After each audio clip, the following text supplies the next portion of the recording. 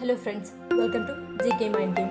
ಪ್ರಶ್ನೆಗಳ ಸಂಪೂರ್ಣ ಮಾಹಿತಿಗಾಗಿ ವಿಡಿಯೋನ ಎಲ್ಲೂ ಸ್ಕಿಪ್ ಮಾಡದೆ ಕಂಪ್ಲೀಟಾಗಿ ನೋಡಿ.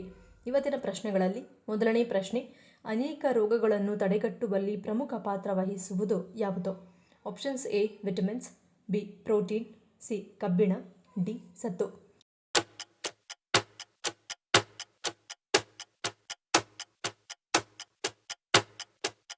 ಸರಿಯಾದ ಉತ್ತರ ಆಪ್ಷನ್ ಬಿ ಪ್ರೋಟೀನ್. ಆರೋಗ್ಯವನ್ನು ವೃದ್ಧಿಸುವಲ್ಲಿ ಪ್ರೋಟೀನ್ ಪಾತ್ರ ಮರೆಯುವ ಹಾಗಿಲ್ಲ. ಪ್ರಮುಖವಾಗಿ ದೇಹದ ರೋಗನಿರೋಧಕ ಶಕ್ತಿಯನ್ನು ಹೆಚ್ಚಿಸುವಲ್ಲಿ, ಸ್ನಾಯುಗಳು ಮತ್ತು ಮೂಳೆಗಳನ್ನು ಬಲಪಡಿಸುವಲ್ಲಿ. ಸರಿಯಾದ ಪ್ರಮಾಣದಲ್ಲಿ ಮತ್ತು ಸರಿಯಾದ ರೀತಿಯಲ್ಲಿ ಪ್ರೋಟೀನ್ ಅನ್ನು ಸೇವಿಸುವುದರಿಂದ ದೇಹವು ಬಲಗೊಳ್ಳುವುದಲ್ಲದೆ ಅನೇಕ ರೋಗಗಳನ್ನು ತಡೆಗಟ್ಟುವಲ್ಲಿ ಪ್ರಮುಖ ಪಾತ್ರ ವಹಿಸುತ್ತದೆ. ಆದರೆ ಮೂತ್ರಪಿಂಡ ಕಾಯಿಲೆ ಇರುವ ರೋಗಿಗಳು ತಮ್ಮ ವೈದ್ಯರು ಸೂಚಿಸಿದಂತೆ ಕಡಿಮೆ ಪ್ರೋಟೀನ್ ಸೇವಿಸುವುದು ಉತ್ತಮ.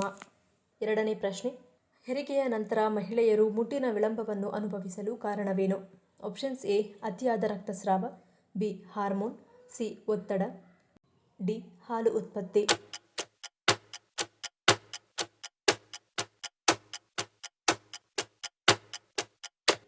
ಸರಿಯಾದ ಉತ್ತರ ಆಪ್ಷನ್ ಬಿ ಹಾರ್ಮೋನ್. ಹೆರಿಗೆಯ ನಂತರ ಋತುಚಕ್ರ ಮತ್ತೆ ಬರುವುದು ಹಲವು ಅಂಶಗಳನ್ನು ಅವಲಂಬಿಸಿರುತ್ತದೆ. ಸ್ತನ್ಯಪಾನವು ಪ್ರಮುಖ ಪಾತ್ರ ವಹಿಸುತ್ತದೆ. ಸ್ತನ್ಯಪಾನ ಮಾಡುವಾಗ ದೇಹವು ಪ್ರೊಲ್ಯಾಕ್ಟಿನ್ ಎಂಬ ಹಾರ್ಮೋನ್ ಅನ್ನು ಉತ್ಪಾದಿಸುತ್ತದೆ. ಇದು ಹಾಲು ಉತ್ಪಾದನೆಯನ್ನು ಉತ್ತೇಜಿಸಲು ಸಹಾಯ ಮಾಡುತ್ತದೆ ಮತ್ತು ಅಂಡೋತ್ಪತ್ತಿಯನ್ನು ನಿಗ್ರಹಿಸುತ್ತದೆ. ಅದಕ್ಕಾಗಿಯೇ ನಿಯಮಿತವಾಗಿ ಮತ್ತು ಸಂಪೂರ್ಣವಾಗಿ ಹಗಲು ರಾತ್ರಿ ಹಾಲುಣಿಸುವ ಮಹಿಳೆಯರು ಮುಟ್ಟಿನ ವಿಳಂಬವನ್ನು ಅನುಭವಿಸುತ್ತಾರೆ. ಮೂರನೇ ಪ್ರಶ್ನೆ, ಪೆಂಗ್ವಿನ್ಗಳ ಮೈಬಣ್ಣ ಕಪ್ಪು ಮತ್ತು ಬಿಳಿ ಬಣ್ಣದಲ್ಲಿರಲು ಕಾರಣವೇನು? ಆಪ್ಷನ್ಸ್ ಎ ಪ್ರಕೃತಿ ನಿಯಮ, ಬಿ ದೇಹ ರಚನೆ, ಸಿ ರಕ್ಷಾ ಕವಚ, ಡಿ ವಾತಾವರಣ.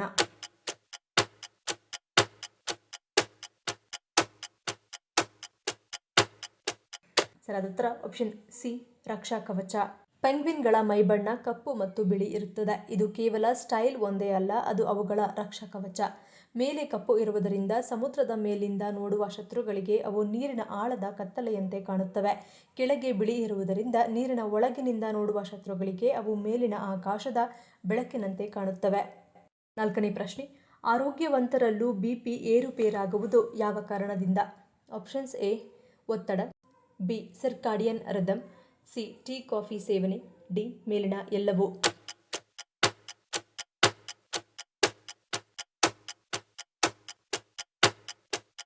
ಸರಿಯಾದ ಉತ್ತರ ಆಪ್ಷನ್ ಡಿ ಮೇಲಿನ ಎಲ್ಲವೂ.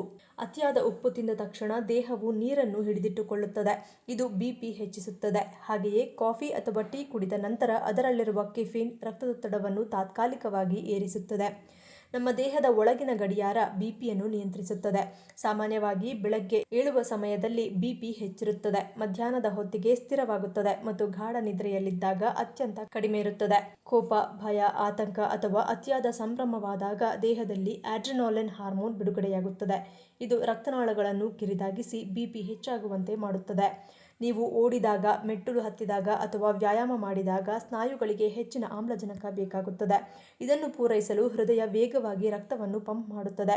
ಇದರಿಂದಾಗಿ ತಾತ್ಕಾಲಿಕವಾಗಿ ಬಿಪಿ ಏರುತ್ತದೆ. ಐದನೇ ಪ್ರಶ್ನೆ, ಕುತ್ತಿಗೆಗೆ ಯಾವುದನ್ನು ಹಚ್ಚುವುದರಿಂದ ಥೈರಾಯ್ಡ್ ಸಮಸ್ಯೆ ಬರುವ ಸಾಧ್ಯತೆ ಇರುತ್ತದೆ?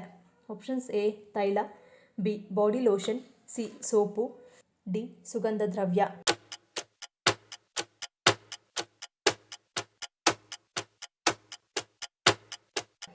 ಸರಿಯಾದ ಉತ್ತರ ಆಪ್ಷನ್ ಡಿ ಸುಗಂಧ ದ್ರವ್ಯ.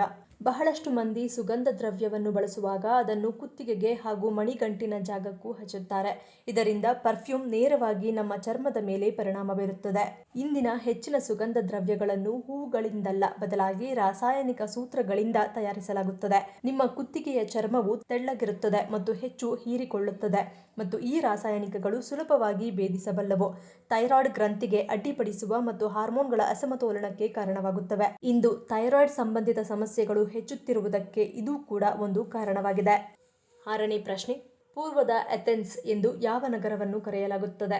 Options A Bengaluru, B Hyderabad, C Mumbai, D Madurai.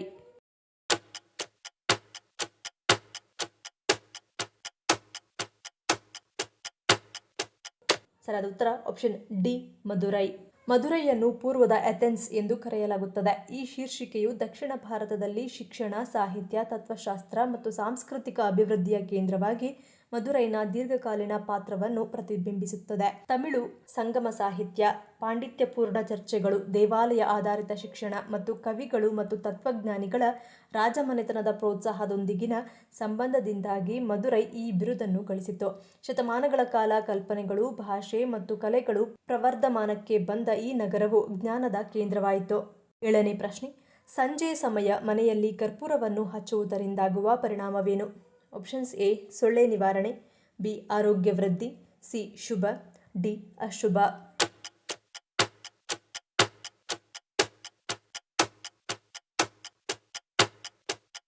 ಸರಿಯಾದ ಉತ್ತರ ಆಪ್ಷನ್ ಸಿ ಶುಭ.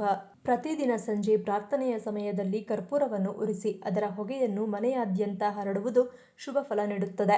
ಹೀಗೆ ಮಾಡುವುದರಿಂದ ಹಣಕಾಸಿನ ಸ್ಥಿತಿ ಸುಧಾರಿಸಿ ಸ್ಥಗಿತಗೊಂಡಿರುವ ಪ್ರಗತಿ ಮತ್ತೆ ಚೇತರಿಸಿಕೊಳ್ಳುತ್ತದೆ ಎಂಬ ನಂಬಿಕೆಯಿದೆ.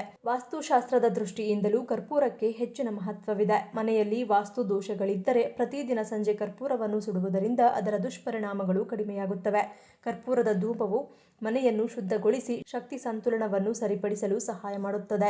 ಮನೆಯಲ್ಲಿ ಶಾಂತಿ, ಸಂತೋಷ ಮತ್ತು ಸಮೃದ್ಧಿ ನೆಲೆಸುತ್ತದೆ. ಹಗಲು ಅಥವಾ ರಾತ್ರಿ ಯಾವ ಸಮಯದಲ್ಲಾದರೂ ಕರ್ಪೂರವನ್ನು ಸುಡುವುದು ಶುಭವೇ ಆದರೂ ಸಂಜೆ ಸಮಯದಲ್ಲಿ ಇದನ್ನು ಮಾಡಿದರೆ ಅದರ ಫಲ ಇನ್ನಷ್ಟು ಉತ್ತಮವಾಗುತ್ತದೆ. 8ನೇ ಪ್ರಶ್ನೆ. ಜೀವನದ ಸಮತೋಲನ, ಜವಾಬ್ದಾರಿ, ನ್ಯಾಯ ಮತ್ತು ಶಿಸ್ತನ್ನು ಸೂಚಿಸುವ ಬೆರಳು ಯಾವುದು? ಆಪ್ಷನ್ಸ್ ಎ ಕಿರುಬೆರಳು, ಬಿ ಮಧ್ಯ ಬೆರಳು, ಸಿ ಉಂಗುರದ ಬೆರಳು, ಡಿ ಹೆಬ್ಬೆರಳು.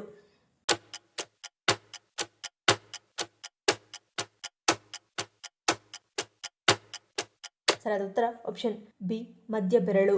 ಕೈ ಬೆರಳುಗಳಲ್ಲಿ ಅತಿ ಉದ್ದವಾಗಿರುವ ಇದು ಕರ್ಮಫಲದಾತ ಶನಿ ಗ್ರಹವನ್ನು ಪ್ರತಿನಿಧಿಸುತ್ತದೆ.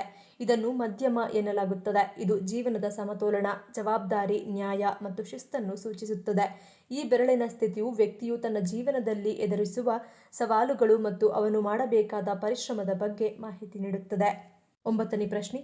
ವೀಳ್ಯದೆಲೆಯನ್ನು ಸೇವಿಸುವುದರಿಂದ ಯಾವ ಆರೋಗ್ಯ ಸಮಸ್ಯೆ ಸುಲಭವಾಗಿ ಪರಿಹಾರವಾಗುತ್ತದೆ?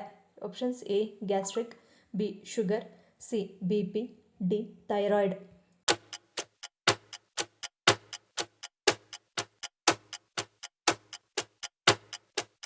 ಸರಿಯಾದ ಉತ್ತರ ಆಪ್ಷನ್ ಎ ಗ್ಯಾಸ್ಟ್ರಿಕ್. ವೀಳ್ಯದ ಎಲೆಗಳು ಆರೋಗ್ಯಕ್ಕೆ ಉತ್ತಮ ಗಿಡಮೂಲಿಕೆಯಾಗಿದೆ. ಇದು ಅನೇಕ ಆರೋಗ್ಯ ಸಮಸ್ಯೆಗಳನ್ನು ನಿವಾರಿಸಲು ಸಹಾಯ ಮಾಡುತ್ತದೆ. ಇದು ಗ್ಯಾಸ್ಟ್ರಿಕ್, ಹೊಟ್ಟೆ ಉಬ್ಬುವುದು, ಕೆಮ್ಮು ಮತ್ತು ಶೀತಗಳಂತಹ ಸಮಸ್ಯೆಗಳನ್ನು ಸುಲಭವಾಗಿ ತೊಡೆದುಹಾಕಲು ನಿಮಗೆ ಸಹಾಯ ಮಾಡುತ್ತದೆ. ವೀಳ್ಯದ ಎಲೆಗಳನ್ನು ಚೆನ್ನಾಗಿ ತೊಳೆದು ಸಣ್ಣ ತುಂಡುಗಳನ್ನಾಗಿ ಕತ್ತರಿಸಿ ಅವುಗಳನ್ನು 1 ಕಪ್ ಉಗುರು ಬೆಚ್ಚಗಿನ ನೀರಿನಲ್ಲಿ ಸುಮಾರು 10 ನಿಮಿಷಗಳ ಕಾಲ ನೆನೆಸಿಡಿ. ನಂತರ ರಸವನ್ನು ಹೊರತೆಗೆಯಲು ಎಲೆಗಳನ್ನು ನೀರಿನಲ್ಲಿ ನಿಧಾನವಾಗಿ ಹಿಂಡಿ. ನಂತರ ನೀರನ್ನು ಸೋಸಿ 1 ಟೀ ಚಮಚ ಜೇನುತುಪ್ಪ ಮತ್ತು ಅರ್ಧ ಟೀ ಚಮಚ ನಿಂಬೆ ರಸವನ್ನು ಸೇರಿಸಿ ಆರೋಗ್ಯಕರ ಪಾನೀಯ ಸಿದ್ಧವಾಗಲಿದೆ. ಬೆಳಗ್ಗೆ ಖಾಲಿ ಹೊಟ್ಟೆಯಲ್ಲಿ ಅಥವಾ ಊಟದ ನಂತರ ನೀವು ಈ ಪಾನೀಯವನ್ನು ಸೇವಿಸುವುದರಿಂದ ಈ ಆರೋಗ್ಯ ಪ್ರಯೋಜನಗಳನ್ನು ಪಡೆಯಬಹುದು. 10ನೇ ಪ್ರಶ್ನೆ. ಪಿತೃಗಳ ಹೆಸರಿನಲ್ಲಿ ಗಿಡ ನೆಡುವುದರ ಆಧ್ಯಾತ್ಮಿಕ ಪ್ರಯೋಜನವೇನು? ಆಪ್ಷನ್ಸ್ ಎ ಮೋಕ್ಷ ಪ್ರಾಪ್ತಿ, ಬಿ ಆತ್ಮತೃಪ್ತಿ, ಸಿ ತರ್ಪಣ, ಡಿ ಪುಣ್ಯಪ್ರಾಪ್ತಿ.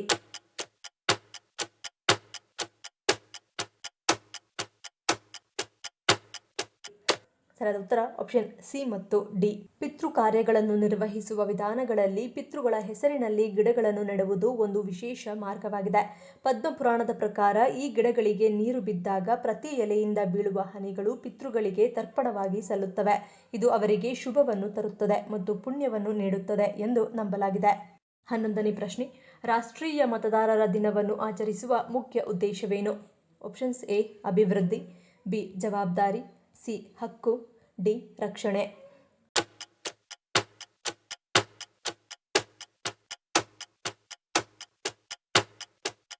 ಸರಿಯಾದ ಉತ್ತರ ಆಪ್ಷನ್ ಎ ಮತ್ತು ಬಿ. ಭಾರತದ ಎಲ್ಲಾ ನಾಗರಿಕರಿಗೆ ರಾಷ್ಟ್ರದ ಅಭಿವೃದ್ಧಿ, ಏಳಿಗೆಯ ಕಡೆಗೆ ಅವರ ಜವಾಬ್ದಾರಿ, ಕರ್ತವ್ಯವನ್ನು ನೆನಪಿಸುವ ಉದ್ದೇಶದಿಂದ ಪ್ರತಿ ವರ್ಷ ಜನವರಿ 25ರಂದು ರಾಷ್ಟ್ರೀಯ ಮತದಾರರ ದಿನವನ್ನು ಆಚರಿಸಲಾಗುತ್ತದೆ. ದೇಶದ ಯುವ ಜನತೆ ಹೆಚ್ಚಿನ ಸಂಖ್ಯೆಯಲ್ಲಿ ಮತದಾನ ಮತ್ತು ರಾಜಕೀಯ ಪ್ರಕ್ರಿಯೆಯಲ್ಲಿ ಭಾಗವಹಿಸಲು ಉತ್ತೇಜಿಸುವ ದೃಷ್ಟಿಯಿಂದ ಭಾರತ ಸರ್ಕಾರವು 1950ರಲ್ಲಿ ಸ್ಥಾಪನೆಯಾದ ಭಾರತದ ಚುನಾವಣಾ ಆಯೋಗದ ಸಂಸ್ಥಾಪನಾ ದಿನದ ಸವಿನೆನಪಿಗಾಗಿ 2011ರಲ್ಲಿ ಮೊದಲ ಬಾರಿಗೆ ರಾಷ್ಟ್ರೀಯ ಮತದಾರರ ದಿನವನ್ನು ಆಚರಿಸಿತು.